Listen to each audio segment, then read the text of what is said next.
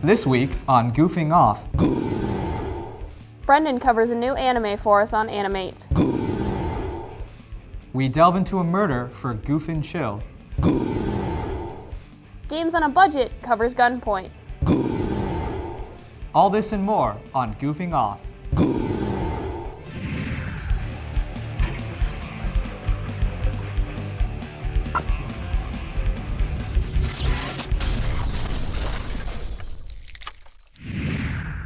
Hello and welcome back to Goofing Off.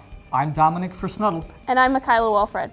Hey Michaela, did you know I'm a master of espionage? My real name isn't even Dominic Forsnuddle. Really?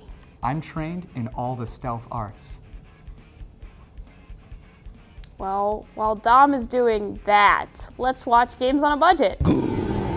Hi everybody, I'm Dominic Fribnibs and this is Games on a Budget. Today, I'll be looking at the Nor-inspired stealth puzzle game, Gunpoint.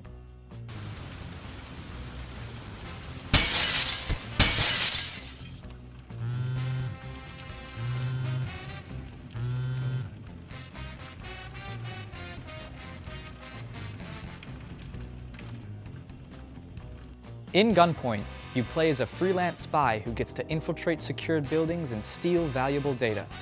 You have an arsenal of gadgets at your disposal in order to complete the jobs, the most important being the crosslink. The crosslink allows you to see how all of the devices in a building are linked and allows you to rewire them at your discretion. You can link a light switch to a locked door in order to open it, or a security camera to an elevator panel so the elevator is called when the camera spots you. There are dozens of different ways to interact with the security devices, and while mistakes can be made, it's really fun to make a building security do the work for you. There are also upgrades you can purchase for your crosslink, eventually allowing you to do things like send an electric shock out from an outlet or link a guard's gun to a device that will cause it to fire. After each mission, you'll receive your pay and a skill point. The skill points can be spent to increase your ability to jump or the battery power of your crosslink. With the money, you can purchase additional gadgets like the Hush Cracker that allows you to silently break through windows, or the Gate Crashers, which allow you to kick down doors. You can also purchase the Resolver, a handgun that allows you to do more than just fire bullets. While pointing it at guards, they won't shoot, and if you advance towards them, they'll back away from you. You can choose to complete your missions however you'd like, but sometimes your clients will have special requests. Some will ask if you could keep violence to a minimum, while others will demand that you leave no witnesses. There are non-lethal ways to incapacitate guards. If you leap at them and give them a swift punch in the face, they'll be rendered unconscious. It only takes one punch, but you can keep punching them, I guess. It's probably a little lethal at that point. Because you don't take fall damage, tackling guards through windows is also a good way to take care of them. It only takes a single shot to kill, however, so sometimes avoiding guards is the way to go. Gunpoint's story is entertaining and allows you to choose how you speak to your clients. You can tell the truth, lie, or crack a joke. If you're not into the story, it's always skippable, and if there's ever a level that's just too tricky, you're given the option to pass it up. Gunpoint was developed and published by Suspicious Developments, and can be found on Steam for only $9.99. Know of any good cheap games? Like what I had for you today? Be sure to tweet at ZTVGoofingOff using the hashtag GOAB. Until next time, I'm Dominic Fruitloops, keeping your wallets full with games on a budget.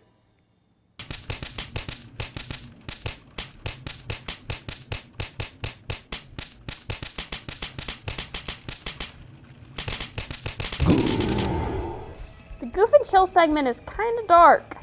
Did you forget to turn the lights on when you watched it? Maybe? Well, let's check out Goof and Chill.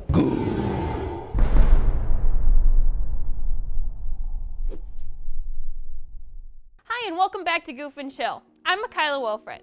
So it appears I'm on a trend of dark and British, so why stop now? The show I want to talk to you about is called Broadchurch. Imagine a small, quaint town on the ocean side. The town runs off mostly tourists who want a quiet trip to the beach.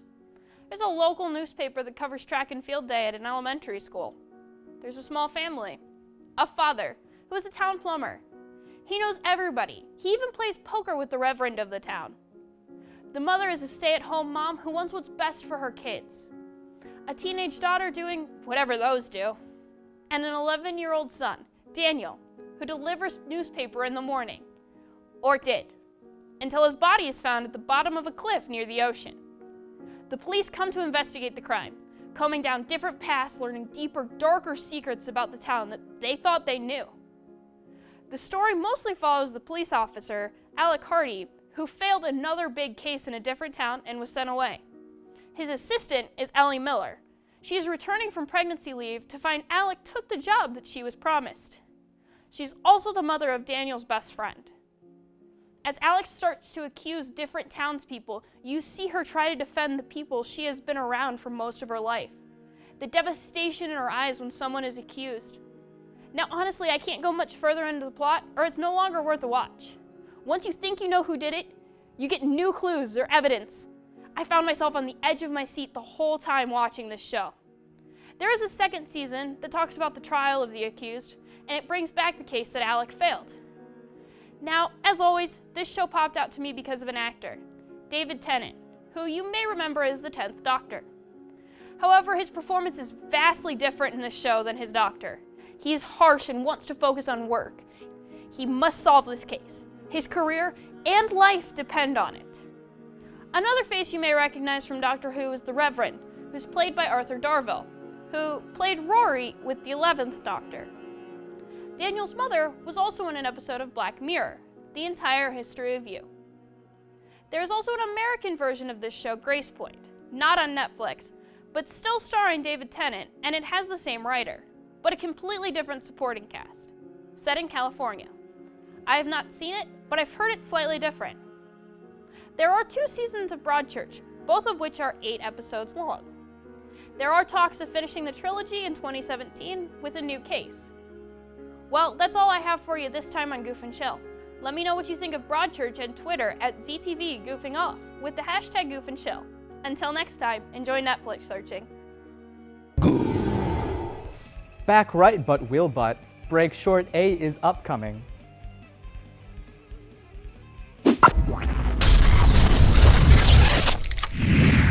Like what you see here on Goofing Off? Be sure to like us on Facebook, follow us on Twitter, and subscribe to our YouTube page. And also check out our Instagram. You're watching ZTV. Did you know Brendan is doing something about anime? Really? That's so new and exciting! Just like Brendan. Coming up next with Anime.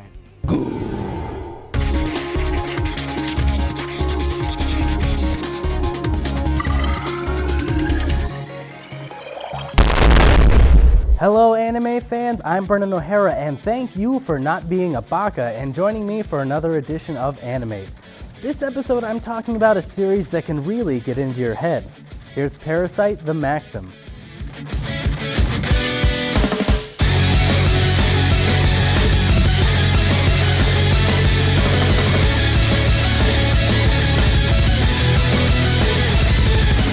On a day like any other day, humanity suddenly finds itself to be the prey of an unknown species known only as parasites. These worm-like beings insert themselves into the brains of humans, which allows them to take over their bodies and continue their diet, which mainly consists of other humans.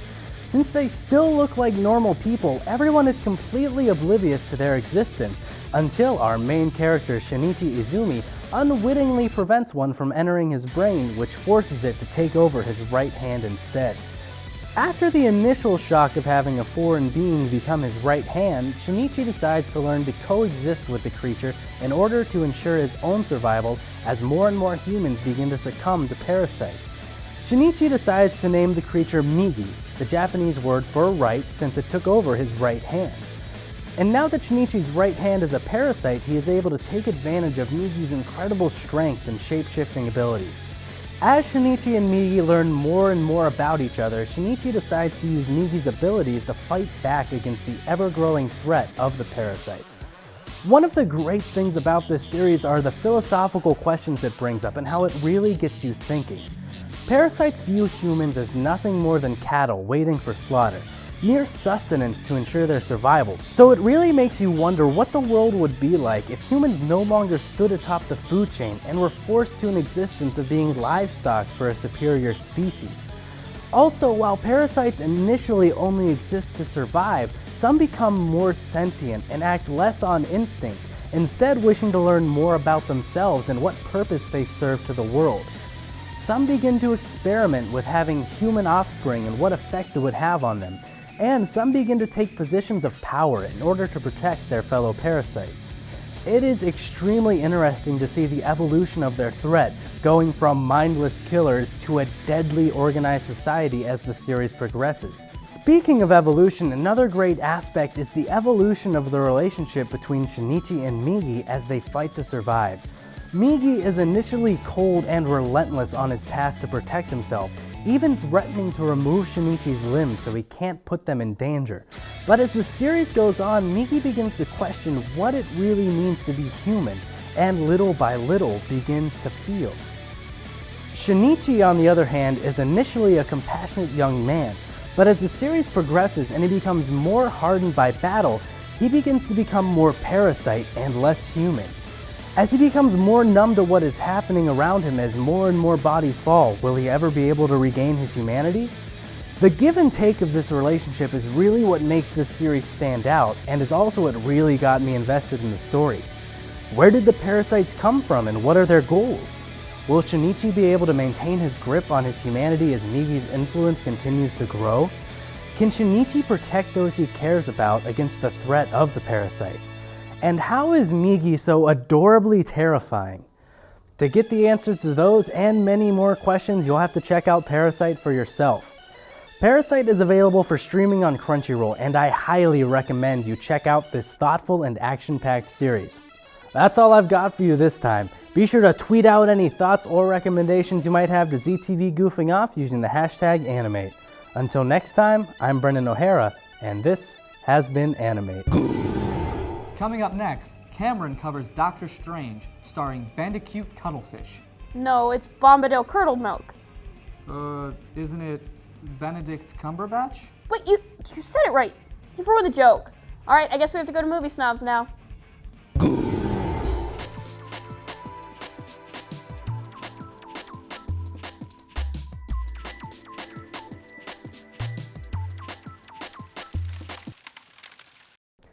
Hello everyone, and welcome to Movie Snobs. I'm your host, Cameron Blanton, and the doctor is in, and things just might get a little strange. That's right, today we'll be talking about Doctor Strange.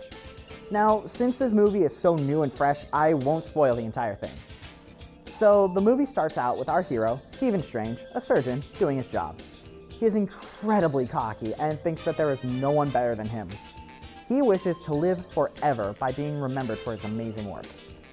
He then gets ready for a fancy evening and gets in a car crash, destroying his hands. He goes to spend all of his fortune trying to repair them, and at one point he goes to a mystic temple where he hears that they can restore limbs that have been paralyzed. Turns out it's actually magic. He decides to learn their ways from an immortal known as the Ancient One. She prepares Strange and her other students for a fight with an evil entity from the dark dimension known as Dormammu. So that's enough of the plot. Let's talk about the rest of the movie. This movie has some great moments in it, but it does have some flaws. I feel like Marvel could have spent a little longer on this one to make it better. Like, they seem to rely on the excuse, it's magic, we don't have to explain anything except by saying it's magic, instead of actually explaining the rules of this new form of power in the Marvel Universe. Like, the Sorcerer's weapons could choose them, and Doctor Strange got the Cape of Levitation. And they commented on how unique it was, but aside from the cape saving him a few times and wiping away his tears, it didn't really do much else. And the eye that he wore around his neck that contained a great amount of time magic turned out to be an Infinity Stone that could control time. Now, this is all fine and dandy, but why did the stone obey magic? From what we've seen from the other movies, the stones don't work like that. Of course, they had to make fun of his name throughout the entire movie, because who couldn't resist that? Another thing that seemed odd to me was that after all the events with the Avengers, many people are perfectly okay with anything odd. That doesn't make much sense to me, as it seemed like a really quick way to just make his friend accept him having these new powers. Another thing was the Dark Dimension. The antagonists drew their power off of it, and it made them look evil. But the Ancient One had been doing this for centuries, and she looked perfectly fine. She wasn't corrupt at all. And yet the movie didn't bother explaining this, just magic. Lastly, the ending wasn't completely predictable, but we were almost beaten over the head with it throughout a large amount of this movie. Otherwise, this was an excellent movie. Benedict Cumberbatch seemed to use parts of his personality as Sherlock Holmes to give the ego of Strange life. In almost every performance of his, he always manages to blow it out of the water, and this one was no different. We could see the hurt in his eyes, and he could no longer use his hands properly. The effects in this movie were jaw-dropping, but I do have to give you a bit of a warning. If you get motion sick easily, you may not want to see this movie. It's like a roller coaster where you have no idea what direction it's about to go. This movie seems to be one of the final pieces of the Infinity War. You're just another tiny, momentary speck within an indifferent universe. You think too little of yourself. Oh, you think you see through me, do you? Well, you don't. But I see through you!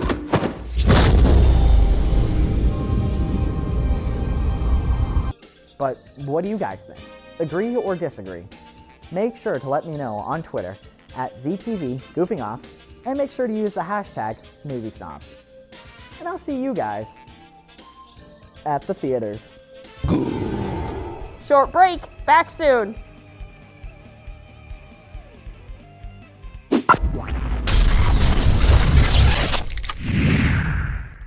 Like what you see here on Goofing Off? Be sure to like us on Facebook, follow us on Twitter, subscribe to our YouTube page, and make sure to check us out on Instagram. You're watching ZTV. I hear Kyle is reviewing the Tails games. Really? I've always wanted a tail. No, not that kind of tail. Let's watch Face Off and see what I mean. Hello everyone, I'm Kyle Glockner and welcome back to another episode of Face Off. If you're familiar with JRPGs, you might have heard of the Tales of series. They're a bunch of games that typically don't tie into each other, spanning almost every single console since the PS1, with new installments coming out to this day. Today, I want to compare two of those games, and while they aren't too different, with the exception being their plot, I think they're different enough to warrant a battle. So for today's episode, I'll be comparing Tales of the Abyss and Tales of Vesperia. Let's get started. Being that these games are so complex, the way I'm going to do this face-off is pick a category, compare the two games, and determine the winner based on the majority of smaller victories. I'll start with the gameplay. This remains relatively consistent between the two games, which is mainly just walk from place to place, take a boat from place to place, and then finally fly from place to place. There isn't much the overworld has to offer, at least gameplay-wise. Combat is the next area we can talk about. Once again, between the two games, it remains relatively the same, but there are a few noteworthy changes. The Tales games feature a pretty unique battle system, where you go into battle by colliding with an enemy, like most JRPGs, but the battle's in real time, forcing you to react and adapt to the enemy's attacks. Between the two Tales games, Tales of Vesperia wins here, because of its more advanced combo system, otherwise maintaining an identical battle system in Tales of the Abyss. Now that those two are out of the way, we can start to see where they really differ. As one would expect from two different games, the stories are vastly different. In Tales of the Abyss, our protagonist is Luc Fonfabre, who is an amnesiac noble who gets caught up in a situation way above his head, causing him to meet our cast of characters on his journey back to his home of Batical. Although Luke starts off as your typical snotty rich kid, you eventually learn that Luke is actually a clone of the original prince, Ash. At this point in the game, the story revolves around the group discovering why clones such as Luke are being created, as well as Luke forming his own identity, not as a simple replica of Ash, but as his own person. Tales of Vesperia, on the other hand, follows Yuri Lobel, a former Imperial knight who turned vigilante who originally sets off to retrieve a stolen glacia from a thief. As Yuri sets off to catch the thief, he meets Estelice, a sheltered princess who tags along with Yuri on his adventure. Once again, we have our protagonist meeting our large cast of characters on his journey, and his simple quest evolves into something much larger. Between the stories, I have to go with Tales of the Abyss. I felt so much more rewarding to find out the mysteries behind everything that was going on in the world, and finding out motives for certain characters' actions. Finally, we look at characters. For Tales of the Abyss, our party includes Luke, Tyr, Jade, Annis, Guy, and Natalia. Throughout their journey, they all have beautiful development, with some of them becoming completely different characters from when you initially meet them. But with Abyss, I would be a fool not to mention the other equally important characters that help our party on their journey. You can really tell they took time to carefully write out each and every character in this game, making you feel for each and every one of them. And I won't lie, this game made me cry multiple times, even when I saw it coming after playing through a second time. Now, as far as Tales of Vesperia goes, our party consists of Yuri, Estelle, Carol, Rita, Raven, Judith, and Yuri's dog, Repeat. I should also mention that in the Japanese-only PS3 release, the NPC Flynn is added to the party, as well as the new character Patty. While there's a great amount of character development, it's definitely lacking in this game when compared to Abyss. There's still great development, don't get me wrong, but it just doesn't feel as engaging as it did in Abyss. Even Yuri, our protagonist, doesn't really change too much over the course of the game. But to be fair, he's not a typical protagonist. Unlike these angsty teenagers who still need to find themselves, Yuri's already an adult who knows who he is and what he wants. So there's not much he needs to do for himself. As far as the other characters you meet on your journey, they aren't really anything too special. Even as I'm talking about the game, I can't really think of a single one that sticks out in my mind. So as far as story goes, Abyss is the winner. Overall, that's 1 victory for Vesperia and 2 for Abyss, so the winner has to be Tales of the Abyss. The story Abyss tells is one of the best in the Tales of series, and the characters are some of the best out there. While Vesperia may have more evolved combat, in a game where 50 to 60% of the entertainment value is the story, it's just not enough, and that leaves Tales of Abyss as the winner. So what do you think? Abyss or Vesperia? Be sure to let me know by tweeting me at ZTV Goofing Off using the hashtag FaceOff. Until next time, I'm Kyle Glockner, and I'll see you next time on Face Off. Do you know what comes after we finish the show?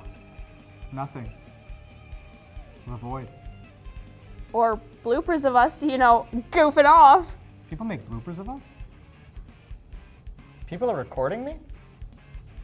On that note... Be sure to like us on Facebook, follow us on Twitter and Instagram, and subscribe to our YouTube channel. I'm Dominic from Blubbably. And I'm Michaela Wilfred. Thank you for taking the time to goof off with us.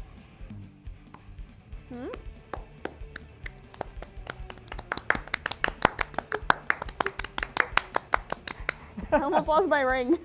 Why did we decide to do that? I was just really excited. Okay. If Brad's your father, you should call him Braddy.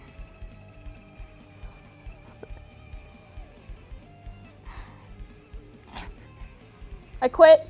I quit. It's funny because none of us get paid. I get paid Not even Brendan. Love. In love. Love from Goof. It's all the payment I need. That and money, because, I really need food. Sorry, give me a second, Brendan. Okay. Ready?